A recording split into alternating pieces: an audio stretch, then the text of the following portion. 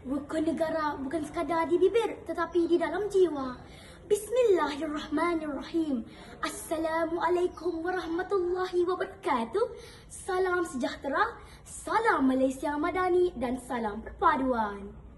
Yang berusaha Tuan Pengerusi Majlis, Persan Hakim yang arif lagi bijaksana, para guru yang dihormati, seterusnya rakan-rakan yang saya kasihi sekalian. Pagi hari pergi ke pekan, singgah sebentar membeli selasih. Kalau negara ingin dipertahankan, mulakan dahulu dengan nilai dan kasih.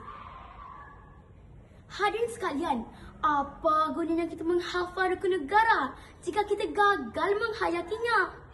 Apa artinya kita melaungkan semangat cintakan negara jika adab semakin hilang, kejujuran semakin pudar dan rasa hormat semakin luntur? Hadirin, rukun negara bukan sekadar 5 prinsip yang dibaca setiap kali perhimpunan. Ia ialah kompas yang menentukan arah sebuah negara. Daripada 5 prinsip tersebut, saya memilih 3 yang menjadi tunjang kepada kekuatan Malaysia. Kepercayaan kepada Tuhan, keluhuran perlembagaan dan kesopanan serta kesusilaan. Pertama, kepercayaan kepada Tuhan. Hadirin sekalian, mengapa prinsip ini diletakkan di paling atas? Kerana apabila manusia takut kepada Tuhan, dia tidak akan mudah mengkhianati manusia. Dia tidak menipu walaupun tiada siapa melihat, tidak mengambil hak orang lain walaupun mempunyai peluang, dan tidak menyalahgunakan kuasa walaupun memiliki jawatan. Manusia mungkin tidak melihat, tetapi Tuhan sentiasa melihat. Bayangkan jika setiap rakyat Malaysia menjalankan amanah dengan penuh integriti, sudah pasti rasuah akan berkurang, penipuan akan semakin hilang dan kepercayaan masyarakat akan semakin kukuh. Kedua, keluhuran perlembagaan. Hadirin yang dihormati, Malaysia terdiri daripada pelbagai agama, budaya, bahasa dan kaum. Namun, kita mampu hidup aman di bawah satu bumbung bernama Malaysia kerana perlembagaan persekutuan menjadi asas kepada hak, tanggungjawab dan keharmonian seluruh rakyat.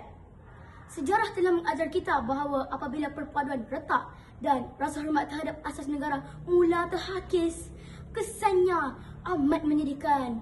Peristiwa 13 Mei 1969 menjadi peringatan bahawa perpecahan tidak membawa kemenangan kepada sesiapa. Yang tinggal hanyalah kesedihan, kehilangan dan luka yang mengambil masa bertahun-tahun untuk dipulihkan. Kita tidak mampu mengubah sejarah, tetapi kita mampu belajar daripadanya. Janganlah kita menjadi generasi yang mewarisi keamanan, tetapi gagal memeliharanya. Ketiga, kesopanan dan kesusilaan. Hadirin yang dikasihi sekalian, hari ini teknologi semakin maju. Tetapi adakah adab kita turut maju? Di media sosial kita begitu mudah menghina, mengecam dan menjatuhkan maruah orang lain. Orang yang benar-benar hebat bukanlah orang yang sentiasa menang berhujah, tetapi orang yang benar-benar hebat ialah orang yang mampu menjaga adab walaupun berbeza pandangan. Ingat, ilmu tanpa adab hanya melahirkan manusia yang bijak, tetapi adab bersama ilmu dapat melahirkan manusia yang berjasa.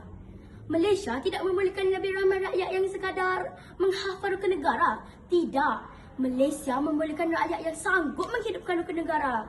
Mulakan daripada diri sendiri. Hormati ibu bapa, guru, jiran dan mereka yang berbeza pendapat. Kalau benar sayang negara, jangan sekadar kibar bendera. Rukun negara bukan hiasan bicara, tetapi amanah untuk dipelihara. Negara tidak akan menjadi hebat kerana bangunannya yang tinggi atau teknologinya yang canggih. Negara akan menjadi hebat apabila rakyatnya mempunyai prinsip yang tinggi. Jadikanlah rukun negara bukan sekadaran hafalan di bibir, tetapi pegangan di dalam jiwa. Jika bukan kita yang menghayati rukun negara, siapa lagi? Jika bukan hari ini, bila lagi? Sekian, terima kasih. Wabillahi taufiq wa hidayah. Wassalamualaikum warahmatullahi wabarakatuh.